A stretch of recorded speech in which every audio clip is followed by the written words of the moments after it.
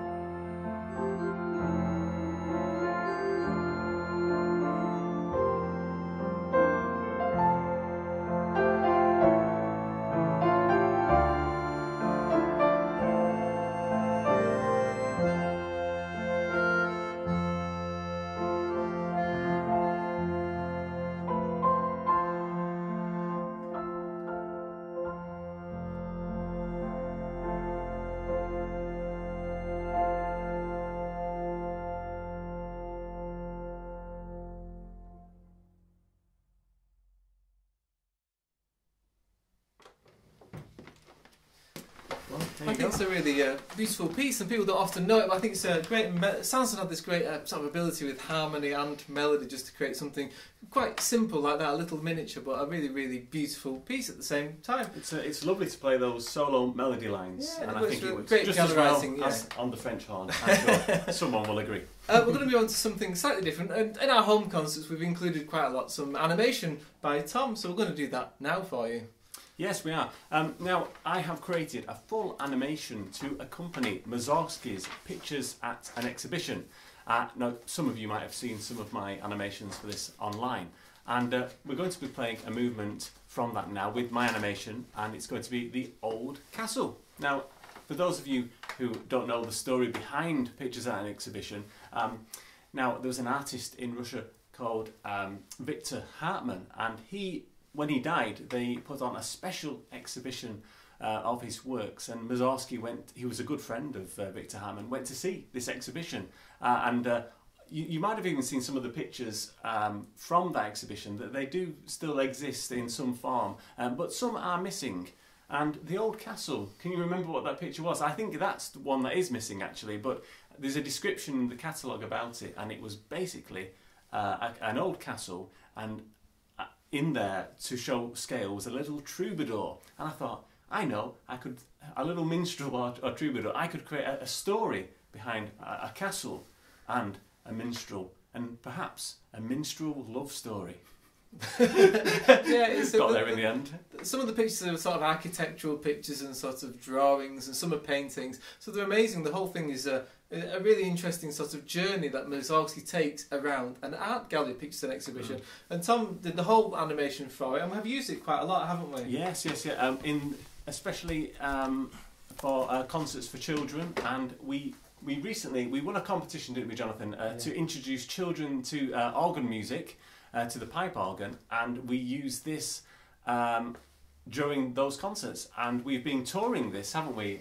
All over Europe. All over Europe. Not this year, obviously, but in the next, they're coming up 6 to 12 months, we'll be performing more of them in the Netherlands and Italy, I think, in the next couple of concerts. Go to Bergamo. Yeah, to show children how the pipe organ is made, how it works, and also to let them hear it, but also have a big screen with this animation on. So we thought we'd give you one movement now for harmonium. And it's romantically themed. So it was when Tom did all these things, people often say, why did you get into doing animation and creating all this film work and everything? And it's because Tom is actually Dr. Tom. He has a PhD from the University of Manchester, and that's where he did this. So we should show a picture of me as Dr. Tom. In your doctoral robes and hat. Somewhere. Yes. There you go. Very nice. And he doesn't wear that around the house, just for special occasions. Every now and again. You can definitely see him coming. With Absolutely. And it was during my PhD which I studied the relationship between audio and visual material. So after I'd finished, I thought I'd create some very kind of nice animations to accompany classical music. So this is Pictures at an Exhibition, The Old Castle, with my animation.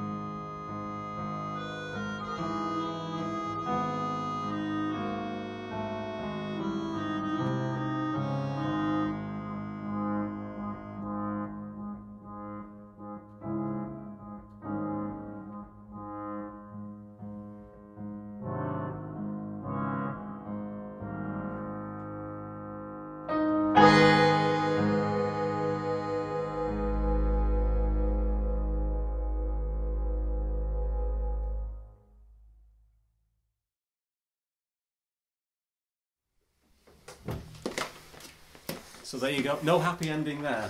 No, that's what happens in minstrel love stories. I'm keeping it real. I hope you enjoyed that. That was Tom's interpretation of what the picture of the old castle might have entailed. Anyway, let's move on from that now. Yeah. In the last concert, Tom did a piano solo of some Chopin. I did, and it would only be fair for you now to do a solo Yeah. of your own, and because Jonathan, of course.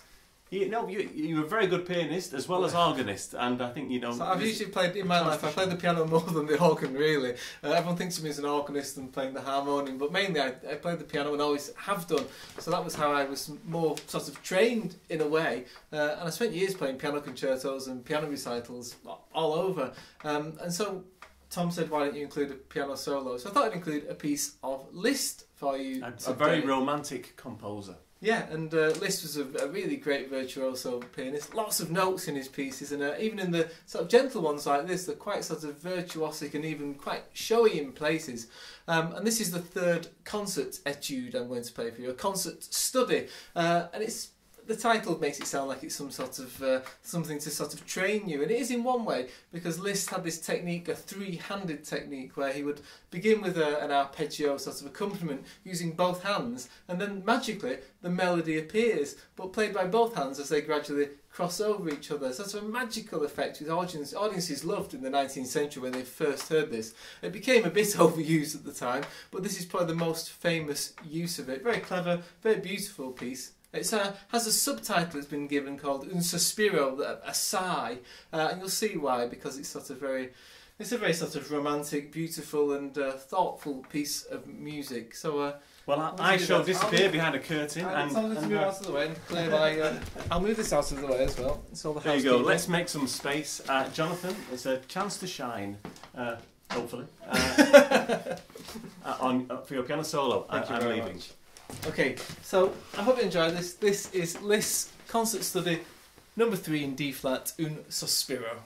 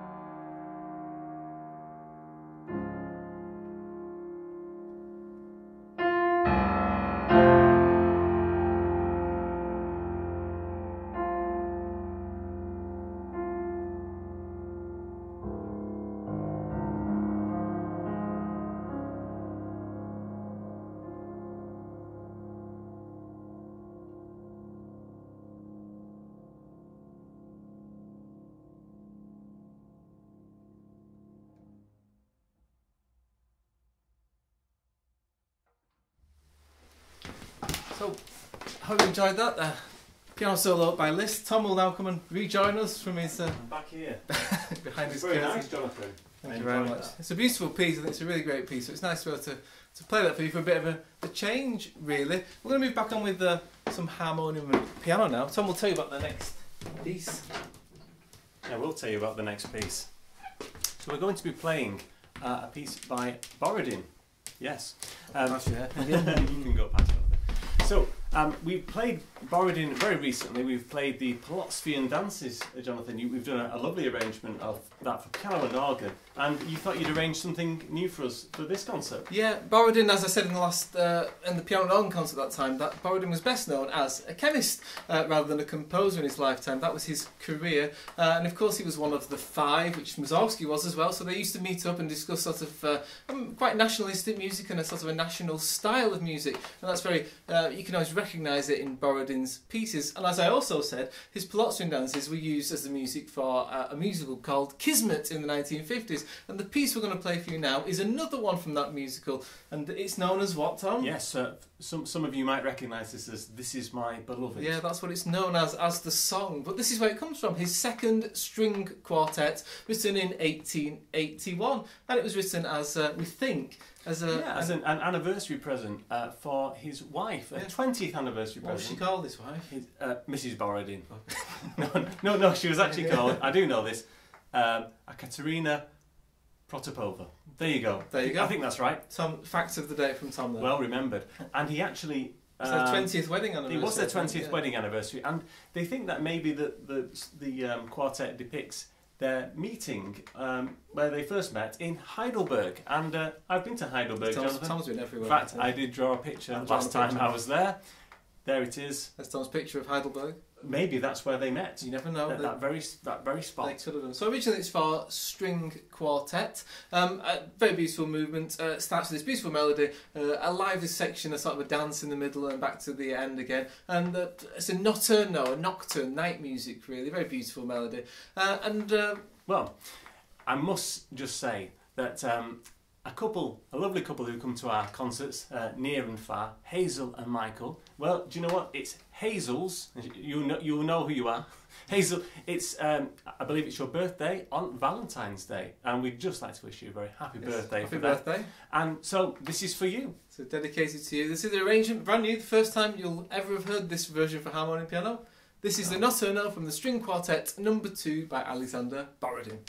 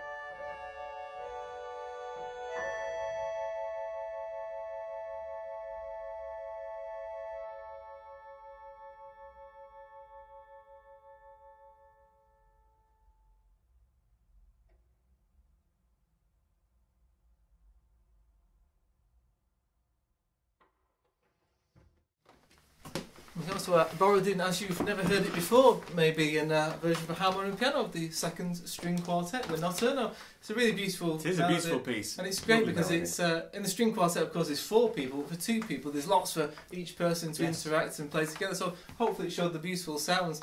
And this harmonium's 1904, so it's the right period, sort of the early 20th century, late 19th century.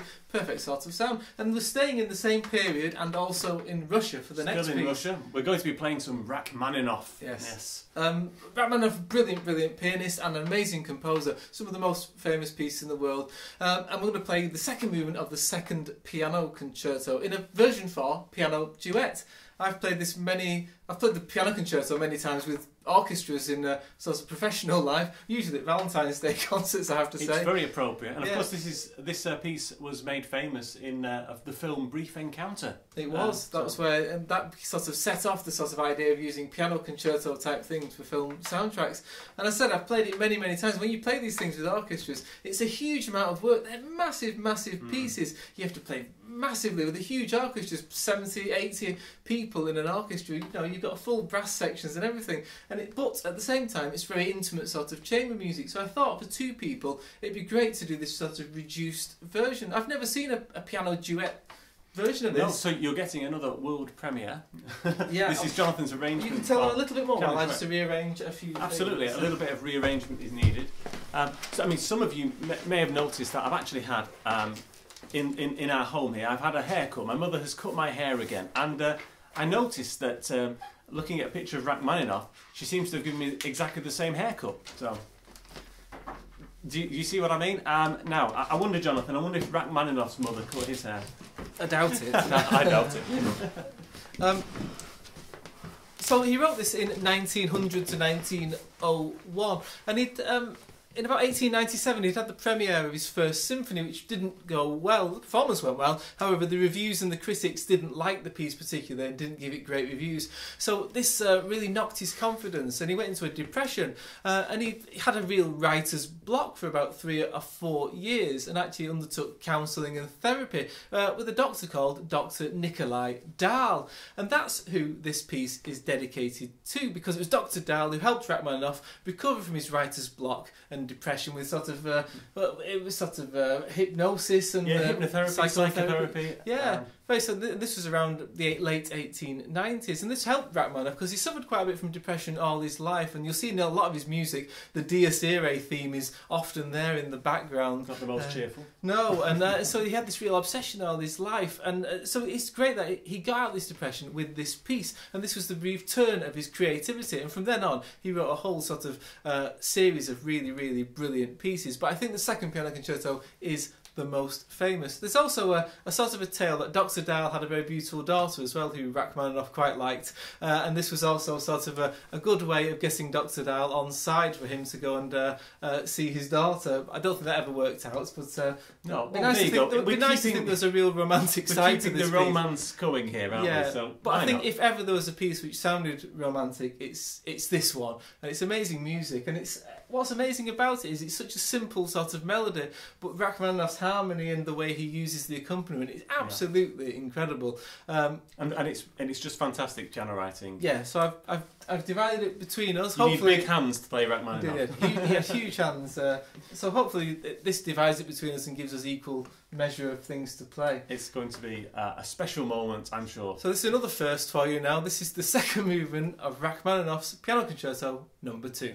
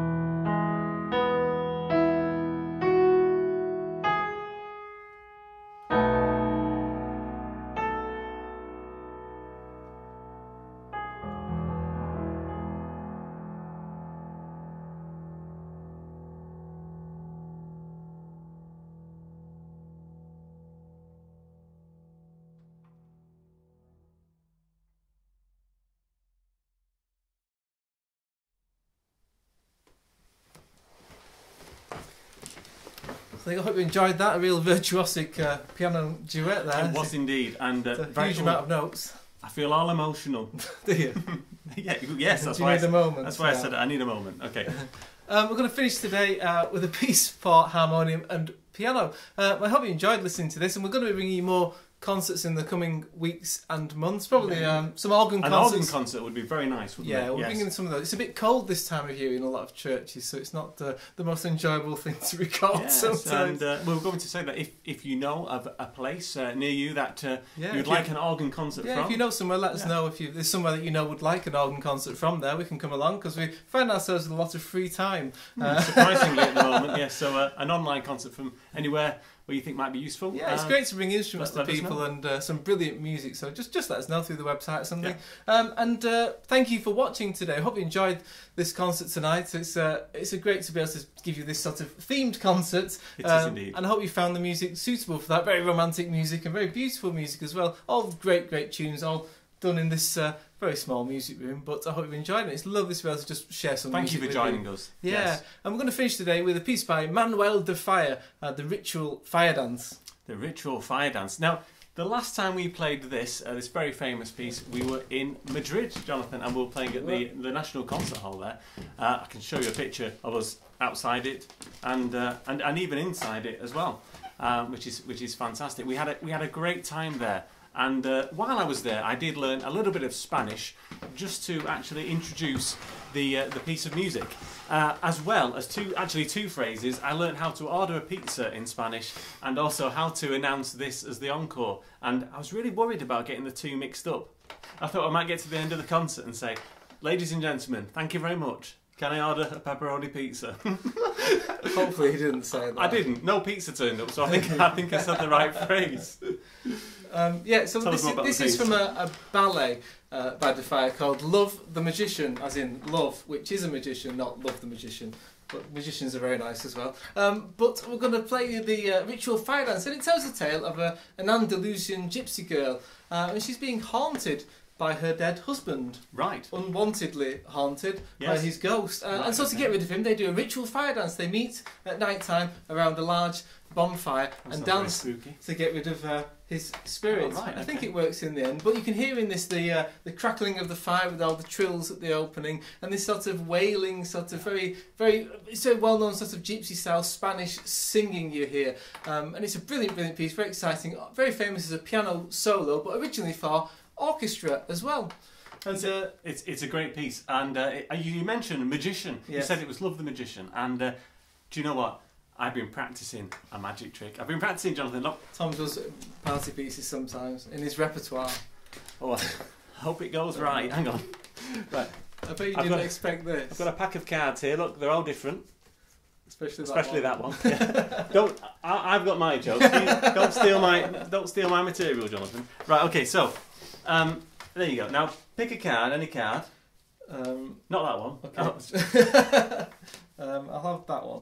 Okay. Right. Okay. Now show the camera. Don't show me. I'll show the people at home. Show the people at home. Yeah. There you go. Okay. Have you seen that? Good. Do you now put it back in the pack. Back in the pack. Back in the pack. Back in the pack. And now I'm just gonna project and think of that card. The three of clubs. That's amazing. Did I get it right? No. Amazingly bad.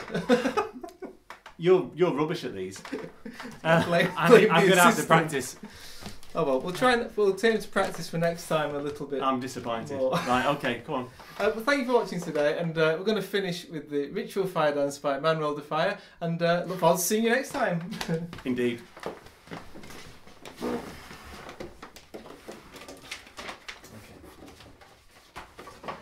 Oh.